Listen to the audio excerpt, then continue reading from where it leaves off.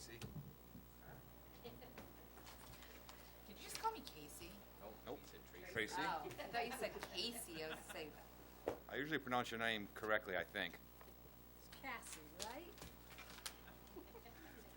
My first name was Casey. everybody. Okay.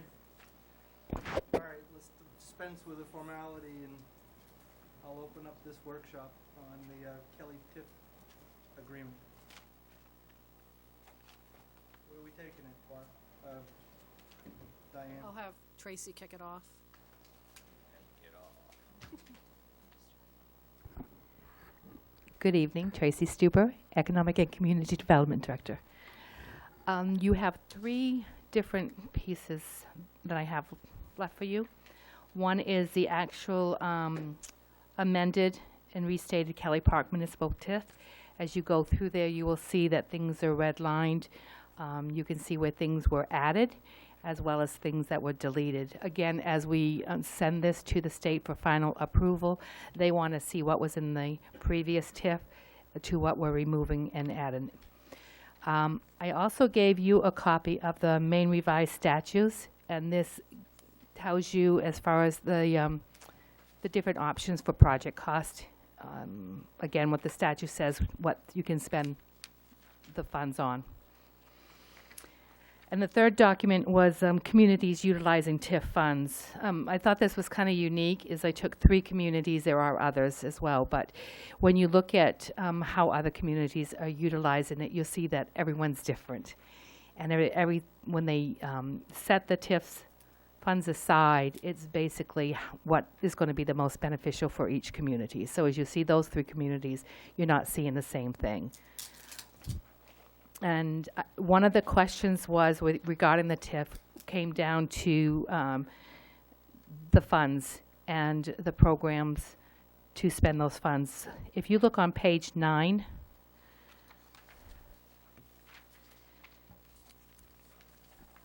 and you can see how the town manager and I looked at the program and looked at other options of spending the funds, and this will be basically used in the Lisbon Village area.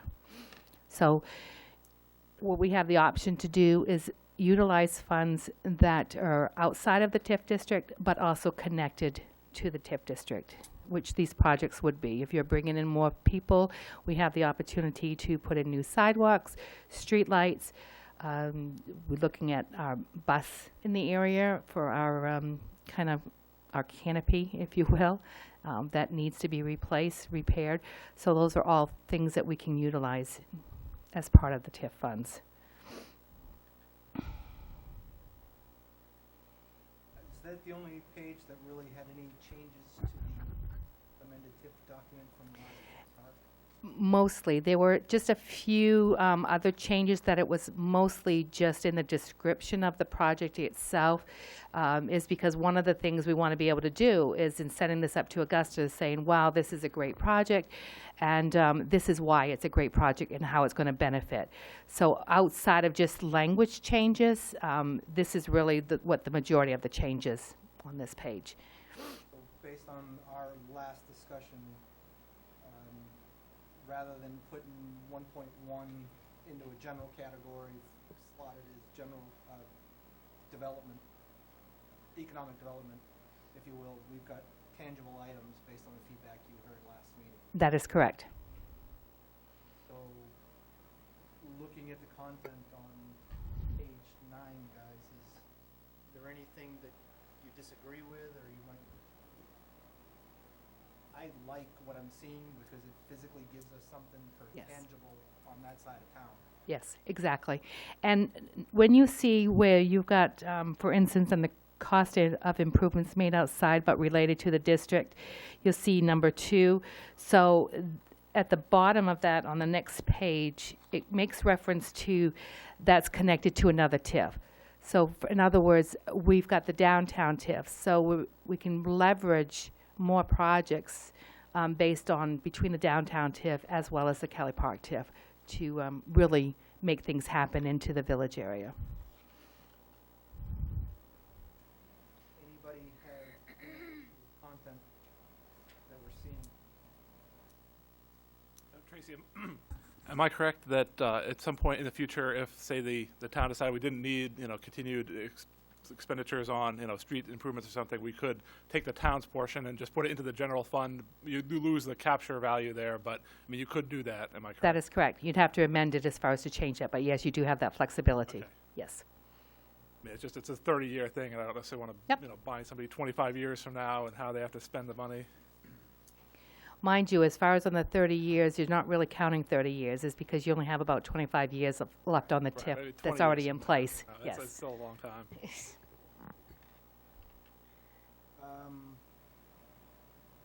The trade-off to this, just to repeat it, is the income stream is about $43,000 a year under Mhm. our arrangement. That is a $43,000 if it doesn't go into the economic development administration, we have to fund through the budgeting process, just to keep track of that piece. That's the trade-off here. To be able to have something tangible, we don't have it going as an income item into Right. that budget. By way of example, you'll hear it later tonight when Diane does her budgeting. It's, at present, it's $106,000 income item into the economic development. From Dingley? Yes. Entire. Yes, Entire. right. It's the Dingley, right. Right. Yeah. Right. It's just a key piece to be able, that's the trade-off, is to be able to have something have tangent, you have to be able to fund it somewhere Mhm. else to be able to pay for it eventually. How many years left on the Dingley? Got one more.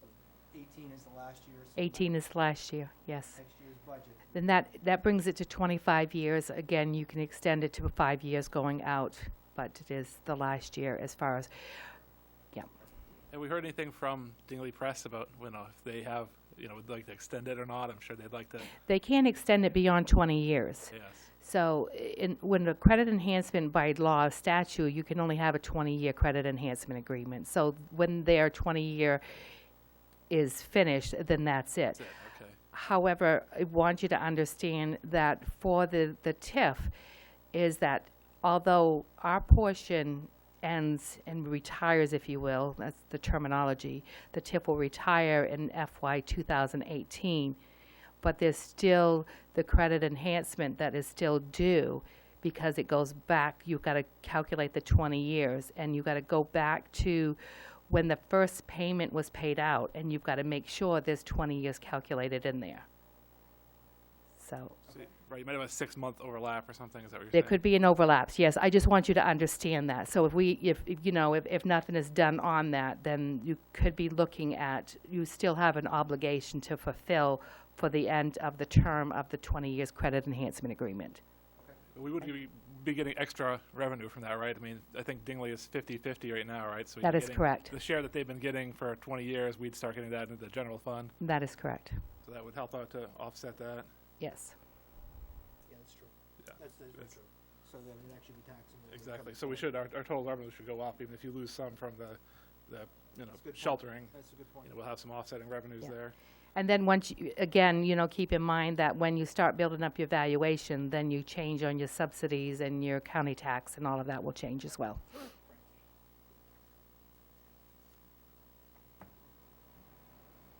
Mr. Kelly, or how about you? Take on anything associated with this? No, I mean, I don't have any comments other than just to thank everybody for coming in and accommodating the time. I think originally the time frame was pushed back into a May or June time slot, and I was anxious moving forward, making decisions on buildings 3 and 4, depending on the support level of whether that financially made sense to do. So I appreciate everybody stepping their schedules and accommodating, so it was more of a thank you. I'll leave the professional stuff to Tracy and to Diane. Well, thank you. Thank you. I think we all understand you want to get going right away on this and not have to wait months for it. Well, to his point too, on an agreement that's already had time lapsed, Mhm. the meter is still running, Yeah. so. Just to understand this is all where Where it Those would funds go. would It's be gonna earmarked get for those allocated speci- to? Yes, Yeah. those funds would be earmarked for those specific purposes. Those are the totals over the lifespan of the Yes. agreement? Correct. Yep. Correct. You sat in on it, would you wait, or you know what the original content was? Absolutely. I mean, this definitely gives the town a lot more opportunity to, you know, as the Lisbon Development Committee, it's nice to sit in a room and actually make plans, but it's really hard to make plans doing stuff without having any funds that are available to do it. And this actually does allow, with the downtown TIF and the way Tracy has it set up, now we can actually kind of use them in conjunction. So if we have a project coming up, we can kind of have a couple of different pots of money, if you want, pools of money, if you want to put it that way, to actually pull together to do a project. I think it's just really important to actually have something out there tangible for the people if they're driving through town to see improvements, and it will get people away from just thinking there's just one new shiny building. If other stuff is actually happening around town, they can actually kind of, you know, look at it and say this is a good part of it. Yeah, I think it's actually kind of a win-win, even though TIFs sometimes are a little tough for people to understand, which, you know, I've been dealing with them now for probably, you know, a dozen years, and it's still, I only know enough to make myself get in trouble. That's about it, you know, because it seems like it's a moving target a lot when it comes to TIFs. But I guess I had one question, which I'm not sure if it actually makes a difference or not with this TIF, and I had brought it up before, but I don't think I ever brought it forward. If the roads are actually included into the TIF as acreage, when Scott turns those back over to the town, if it gets to that point, does that actually change the qualification of the TIF at all? If those, I can't imagine you can turn TIF property over back to the town. It doesn't affect it at all. No, it's because they don't look at. I would just hate to have, I mean, I know that's Scott's intention. When it comes to the TIFs, the value of it is placed upon the building. It wouldn't be as far as on the road, so you're not going to see that value. Even though there's infrastructure and things going on that road, it's the cost incurred by that is actually by the developer by doing that road. So again, in some municipalities, what they'll do as part of that, when it comes to the percentage, it's also to help the developer offset some of those costs for those infrastructures, even though they're going to become, you know, town property or roads. But they have no effect in regards to the TIF itself. It's because there wouldn't be no value to that. Thank you. It's just, you just kind of wonder how those moving parts actually work all the time, you know. But no, as myself and as a committee, we actually talked a little bit the other night at a meeting, and after we actually had a discussion too, and definitely this actually, to me, actually makes this a lot more complete for the community to actually see some benefit.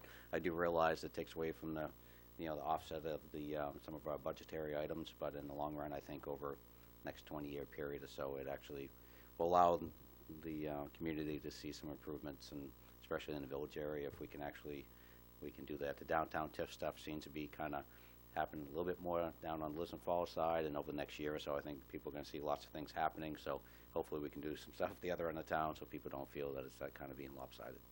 Thank you. I appreciate Mr. Larichelle actually weighing in on this, because if anybody looks back through the documentation, his signature's on the original credit enhancement agreement as the chair. And the other option that we had here is to let the original TIF agreement that's in play right now go as stands. You know, so, you know, to recap that piece, the 60% valuation, all the development funds going to Mr. Kelly versus the way that this one's crafted, there is a benefit to the town to be able to physically put something tangible in play on that side of town, which is the intention. You know,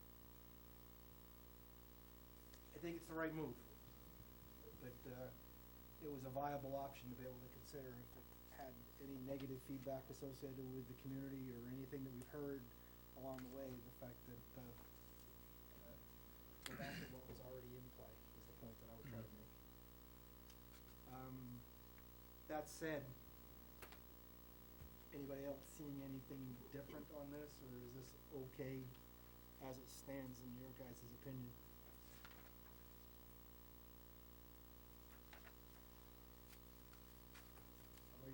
I think it's good. It's good for the whole community. Anybody dissenting associated with that?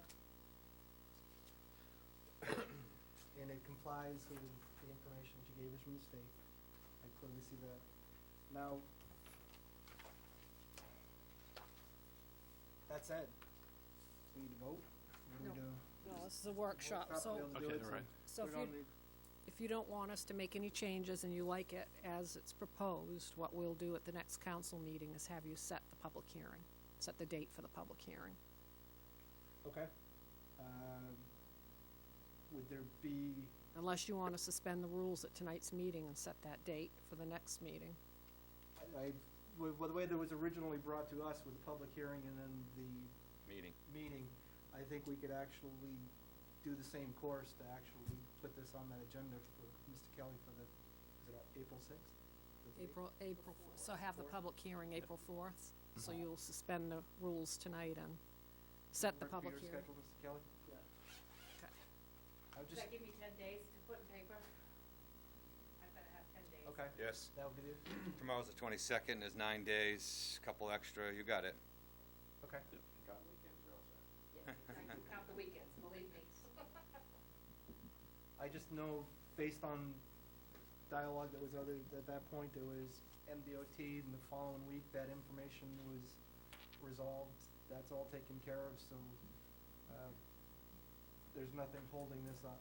One of the other things that, for the project Oops. on the residential side for street acceptance, that's on the agenda as well for tonight, so you'll see that coming from the planning board, so we'll deal with that.